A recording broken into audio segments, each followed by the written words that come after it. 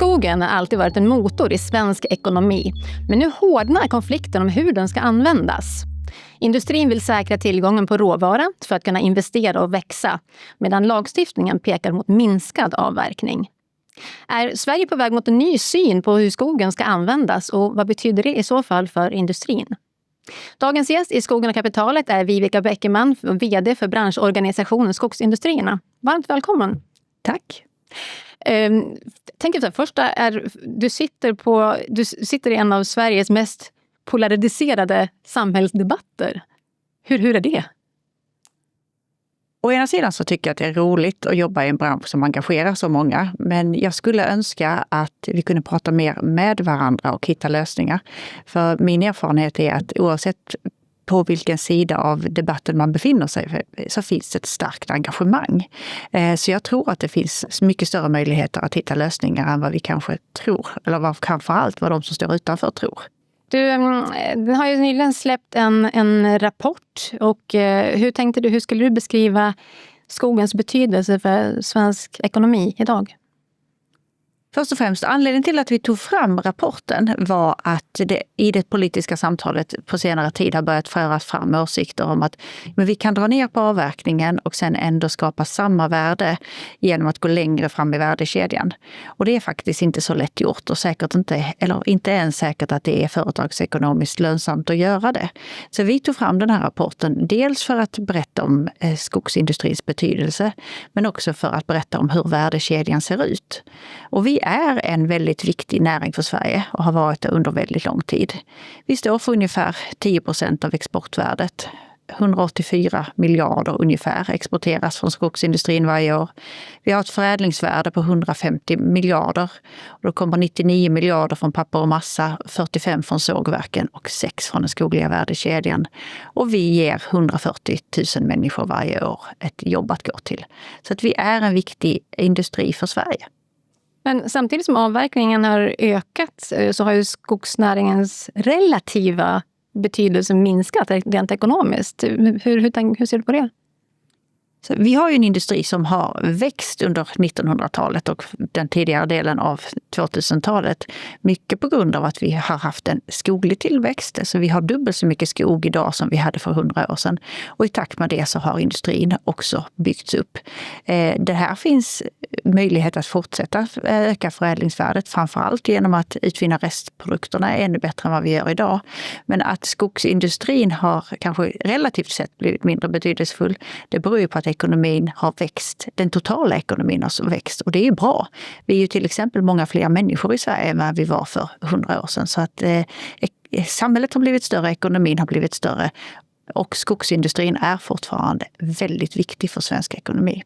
Jag tänkte ändå att den relativa betydelsen minskar för att andra branscher kanske ökar i snabbare takt eller ökar mer. Men alltså, kan man säga att på något sätt är det ett tecken på att Sverige har blivit bättre, fått en mer effektiv produktion eller har vi blivit kanske för beroende av volym? Jag skulle säga att ekonomin har växt i sig är positivt.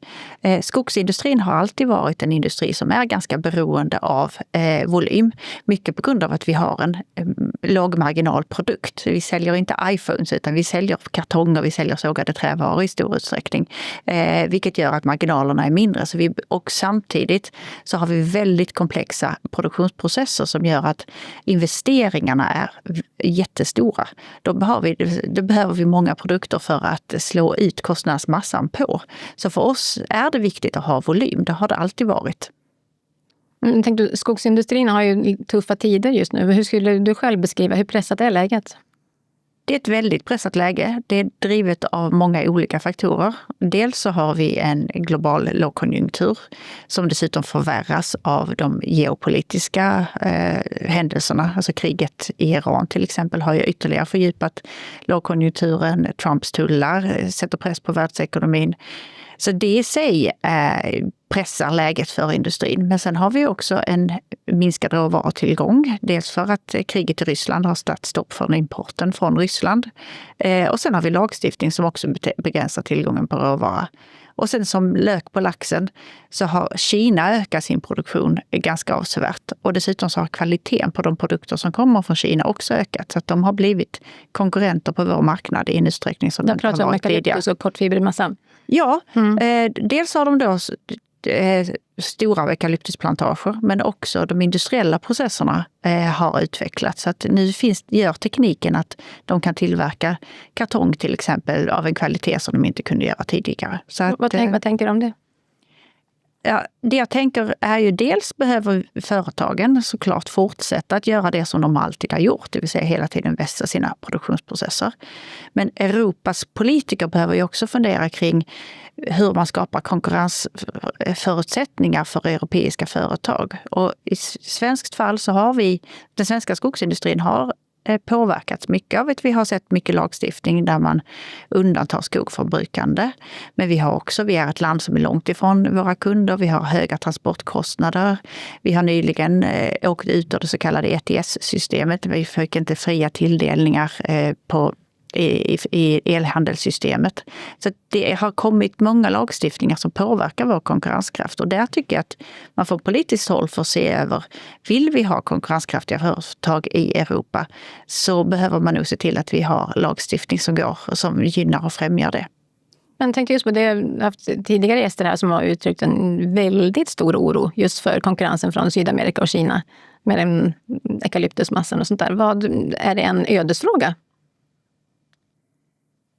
Jag tror att det är lite grann, ödesfråga låter så dramatiskt, men vi är i en situation som vi inte har varit i tidigare. För att vi har ju haft hög- och lågkonjunkturer även tidigare. Vi har även haft strukturella förändringar i branschen som vi har klarat av. Om man tittar tillbaka några år i tiden så var det ju många företag som tillverkade huvudsakligen grafiskt papper. Där har man skiftat om till kartong istället när efterfrågan på grafiskt papper minskade. Så att branschen är ju van vid att ställa om. Dock görs det inte över en natt, utan det kräver investeringar, det kräver ett långsiktigt tänk. Men det som händer nu beträffande Kina och Sydamerika, det är bekymmersamt. Dels för att de har stora plantager med eukalyptus, mycket mer snabbväxande. Och som jag sa tidigare, teknikutvecklingen har gjort att de nu kan tillverka produkter av en annan kvalitet än vad de kunde tidigare. För tidigare kunde de inte konkurrera med vår långfibriga massa. Men det kan de på ett annat sätt nu på grund av teknikutvecklingen. Och sen har de, även om de inte får statsstöd, så har de ett helt annat sätt att se på. De har helt andra produktionskostnader.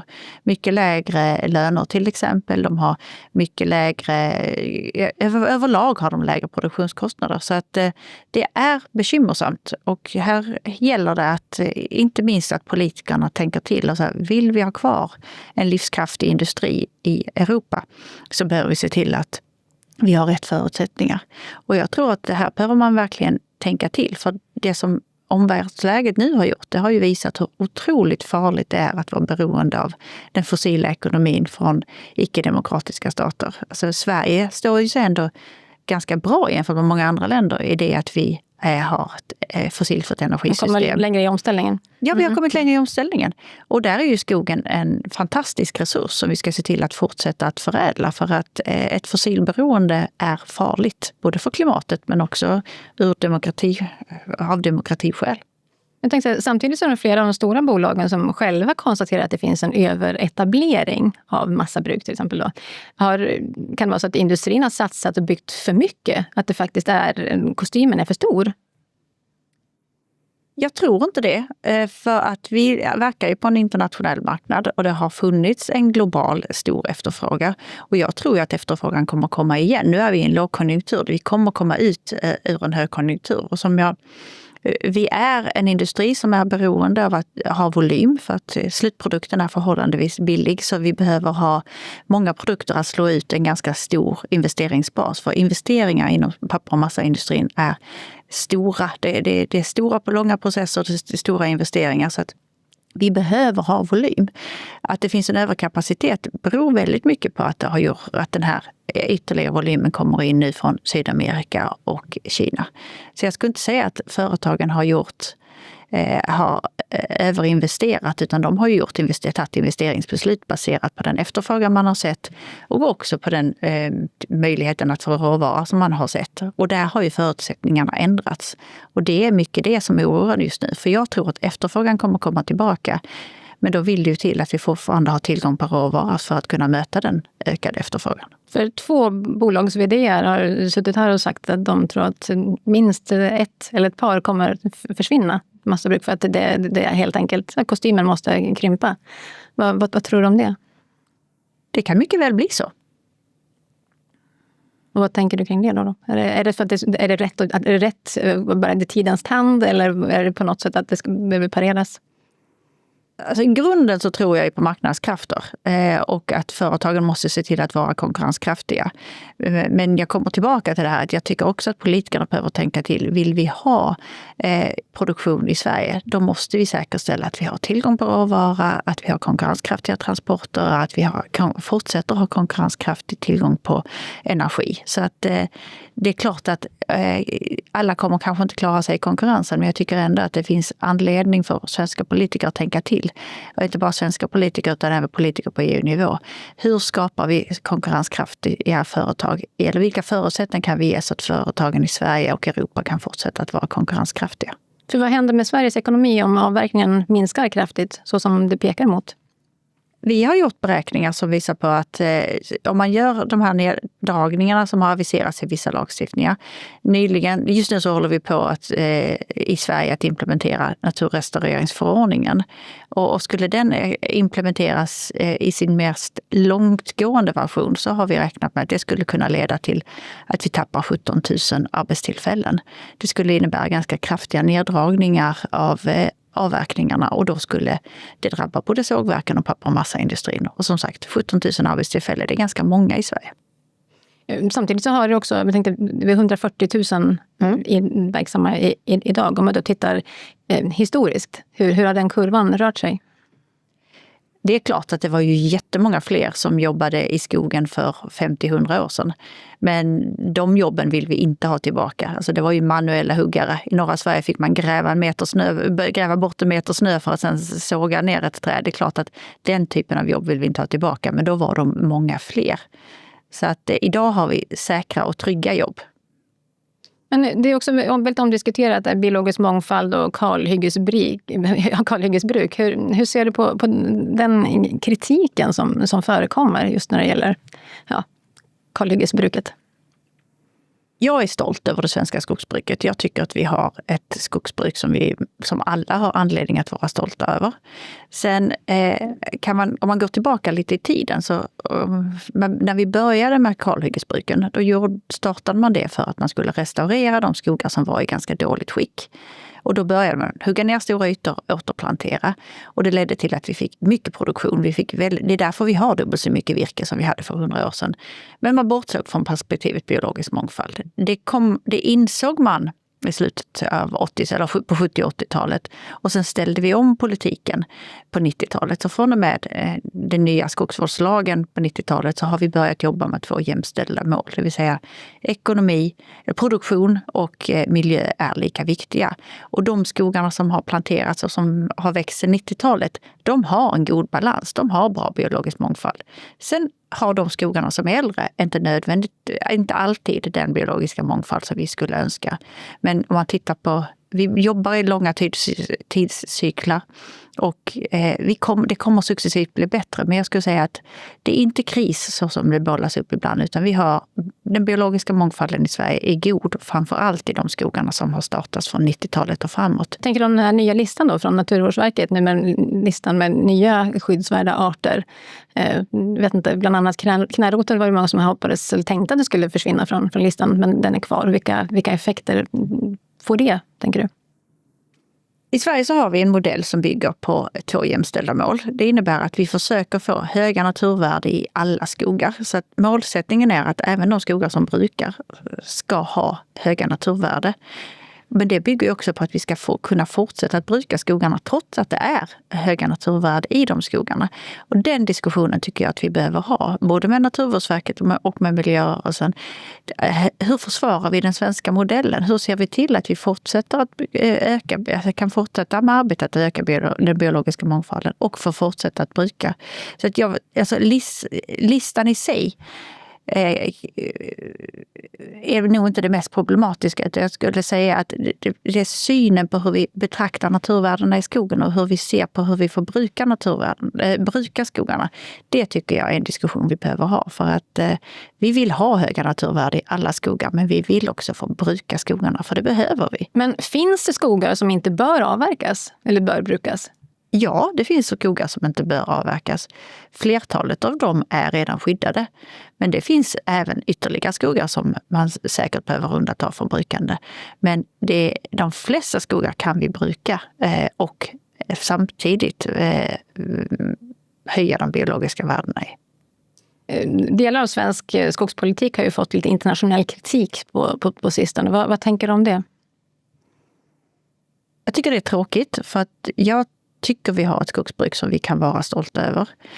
Vi har i Sverige också en modell som bygger på dialog, där vi försöker mötas mellan olika sektorer för att hitta lösningar på att utveckla oss och komma framåt. Och då tycker jag det är tråkigt att folk ställer sig utanför det systemet. Jag tycker det hade varit bättre om vi hade tillsammans pratat om vad kan vi göra bättre. För det finns saker vi kan göra bättre, men jag tror inte att den debatten ska föras i media till exempel. Har de insikt? Eller är det mer så att det hörsägen och man antaganden? Helt ärligt så vet jag inte, för jag har inte pratat med någon av de som har framfört kritik internationellt. Men jag tror faktiskt inte det, utan för min erfarenhet är att folk som är kritiska, när de får komma ut och titta hur det ser ut i skogen, så minskar oftast kritiken. Så att Men finns det någonting inom svensk skogsindustri som skulle behöva förändras för att behålla legitimiteten? Alltså jag tror att vi måste fortsätta att utvecklas. Det finns jättemycket som behöver förändras. Kan du ge ett exempel på? Nej, men som jag sa vad gäller biologisk mångfald, det finns fortfarande saker vi kan göra för att det ska bli ännu bättre. Det jag har lärt mig sedan jag kom in i branschen, det är ju att död ved till exempel är otroligt viktigt för jättemånga arter. Det är någonting som har ökat sedan 90-talet, men det arbetet fortsätter. Det finns många åtgärder man fortfarande både kan och kommer att göra, så att vi är inte klara. Men det finns en hög ambitionsnivå. Och det som jag också vill lite slå ett slag för, det är att ibland framställs det som att de som är engagerade i den ideella naturvården, de har ett starkt engagemang för miljö. Medan de som jobbar inom skogsindustrin eller skogsnäringen ser bara till produktionsmålen. Men så är det faktiskt inte. Är det stigmatiserat? Men jag tycker det är tråkigt att den bilden har målats upp, för det finns ett enormt engagemang även på skogsindustrisidan. Många av de som jobbar i företagen är ju starkt engagerade i naturvården och vill skapa skogar med höga naturvärde och höga produktionsvärde. Så att det finns otroligt mycket vi kan mötas kring. Om vi pratar lite om nya produkter och nya ämnen, lite så här framtidsfrågor. Vilka nya produkter eller affärsområden tycker du har störst potential? Till exempel inom lignin. Ja, för att gå tillbaka till det som var anledningen till att vi tog fram rapporten. Det framställs ju ofta som att vi kan gå längre fram i värdekedjan och då göra någonting helt annat och skapa samma värde. Det tror jag är ganska svårt att få till, för att som jag har sagt, så de produkter vi tillverkar idag, de tillverkar vi på grund av att dels vi finns nära skogen, men också för att vi har investerat i att tillverka just papper och massa till exempel. Så att den stora potentialen finns just i att vi ska utvinna ännu mer av samma träd. För det är ju modellen i svensk skogsbruk. Vi sågade trävaror, papper och massa, energi är det vi har huvudsakligen använt trädet i. Så att jag tror att lignin, det vill säga att använda restströmmarna till att göra produkter, kommer att vara vägen framåt. Och där finns det jättemånga olika applikationsområden. Man skulle kunna ersätta en mängd kemikalier till exempel. Grafitkomponenter skulle kunna tillverkas av lignin. Det finns väldigt mycket. Men jag skulle säga, nu när det är tuffa tider för bolagen så ligger de investeringarna längre fram i tiden. För att man ska våga satsa så måste vi ha lönsamma företag, men vi måste också ha förutsägbarhet. Men är det en game changer som vi har framför oss när utvecklingen börjar gå framåt igen, man vågar satsa på innovationer? det tror jag. För idag så används ju ligninet i ganska stor utsträckning för energi. I takt med att vi elektrifieras så skulle man kunna istället använda ligninet till att tillverka produkter. För att ska vi nå klimatmålen och dessutom fortsätta att skapa värde, då behöver vi använda alla delar av trädet ännu bättre. Så att jag tror att det finns en stor utvecklingspotential i att utvinna lignin och göra produkter av den. Men vad skulle du säga då är det största strategiska hotet just nu mot svensk skogsindustri? Jag skulle säga att det största strategiska hotet, men det är att om inte företagen är lönsamma, känner tilltro till att de kommer att ha tillgång på råvara, då kommer de inte att våga göra nya investeringar. Och vi är en bransch som hela tiden har utvecklats. I takt med olika efterfrågan, olika förutsättningar, men det har alltid funnits en framtidstro kring att vi ska kunna fortsätta att förädla råvaran och att det finns en efterfrågan. Och att det finns en efterfrågan, det tror jag. För att vi måste fasa ut fossila produkter, fossil energi. Och då är skogen en fantastisk råvarubas att använda. Så att jag tror att efterfrågan kommer att komma, utan det viktiga är att vi ser till att företagen fortsätter att vara lönsamma så att de kan göra de här investeringarna i framtiden. Om vi pratar lite om ditt egna avtryck då. En dag när du lämnar den här rollen, vad tänker du, vad hoppas du att de kommer säga att du bidrog till? Jag är ju i den här rollen för att jag vill göra skillnad. Så att den dag jag lämnar så hoppas jag ändå att jag har satt skogsindustrins frågor på kartan lite mer. Att jag har skapat förutsättningar för företagen att verka. Och sen skulle jag väldigt gärna också ha velat bidra till att dra ner den polariserade debatten. Det var din lite hjärtefråga. Ja, jag skulle säga att jag älskar verkligen den här branschen. Jag tycker den är så cool. Alltså om man tänker efter, det är rätt häftigt att man kan göra allt det vi kan. Papper till exempel av ett träd. Och att jag tycker det är häftigt vad vi har ju bidragit med till Sveriges ekonomi. Vi har hjälpt till att bygga Sverige och jag ser också att vi är liksom, jag tycker skogsindustrin gör det faktiskt möjligt för Sverige att vara lite mindre beroende av Putin och Ryssland än vad andra länder är. Jag är stolt över det. Så att jag vill, den dag jag slutar så vill jag ändå känna att jag har varit med och bidragit till något större. Det låter lite pretentiöst, men jag tycker att skogsindustrin gör det. Du, tack så mycket. Tack för att du kom hit. Viveka Bäckman från Skogsindustrierna. Tack. Och däröver så går vi till ATL, vår samarbetspartner, och David Gustafsson som ger oss ett litet nyhetssvep. Ja, jag tänkte att vi börjar med vår stora kartläggning som vi gjort. Där vi konstaterar att år 2021 så överklagades 89 avverkningar i Sverige. Men några år senare, bara 2025, var siffran uppe i 964 överklaganden. Det är ju alltså en ökning på hela 983%, så att nästan en 10-faldig ökning.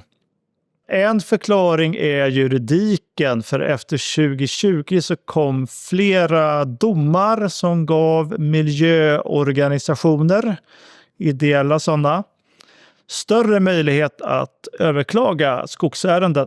Samtidigt har ju också konflikterna kring naturvärden, rödlistningar, klimatdebatten ökat i stort i samhället, så att det har säkert också bidragit. Och nu larmar skogsägarföreningarna i ATL och säger att dagens regler kan bli katastrofala för de enskilda skogsägarna. För överklaganden kan ju leda, som du vet, till långa domstolsprocesser och virkesvärden fryser inne.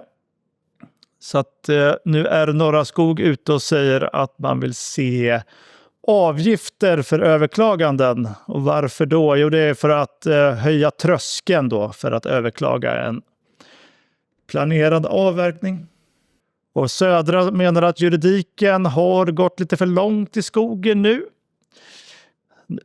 Och sen är det ju också så att samtidigt som konflikterna ökar i skogen så fortsätter ändå kapitalet att söka sig till det gröna guldet. Nu blir det lite peppigare stämning igen, Cecilia. För Trots att osäkerheten stiger och det finns flera inbyggda risker, till exempel då att en avverkning överklagas, så har priserna på skogsfastigheter stigit. De steg under förra året, visar en ny rapport från det här konsultbolaget Svefa. Och bilden är tydlig att marknaden delas allt mer. Under förra året så var priserna upp med i snitt 2,3% på skogsmark i Sverige. Samtidigt som omsättningen på affärerna ökade med 6,2%. Och det betyder att det alltså gjorde fler stora skogsaffärer förra året. Det är större och dyrare fastigheter som driver marknaden nu enligt Svefa, och Stockholm och Uppsala toppar prisökningslistan, medan Västernorrland och Blekinge backar och hamnar längst ner totalt sett.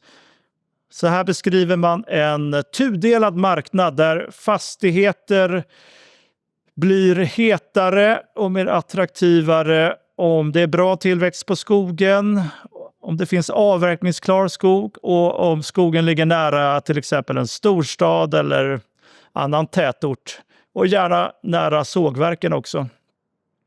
Så att trots de här lägre virkespriserna och ökade avverkningsstopp så finns det fortfarande en stark tilltro till skogen som investering i Sverige. Och det var dagens svep. Tack så mycket, David Gustafsson från ATL. Och tack för att du lyssnade. Vi är snart tillbaka igen.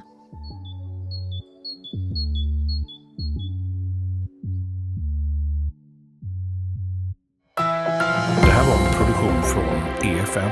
Ansvarig utgivare Anders Hägerstrand.